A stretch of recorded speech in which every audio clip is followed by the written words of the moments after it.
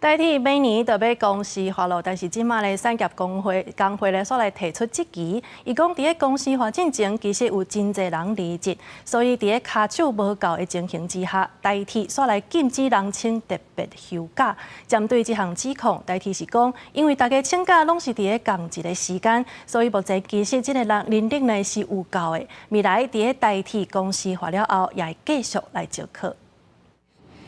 代替产业工会对下卡会员进行调查，发现有高达83.1%的人拢申请特休假被拒绝的情形，其中有9成被拒之，原因拢是人力不够。工会认为，依照劳基法第38条规定，特休假申请甲排定拢是劳工基本权利，雇主干能用甲劳方协调休假的日期，因为代替不止违反规定，而且无重视人力不够的问题。我就以我工作台北车站为例好了，以前台北车站可以开到5到8个窗口，现在剩几个？2到4个。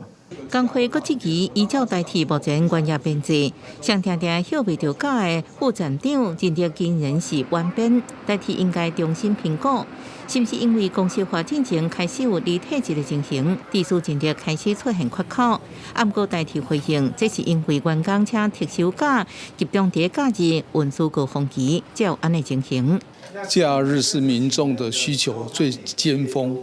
所以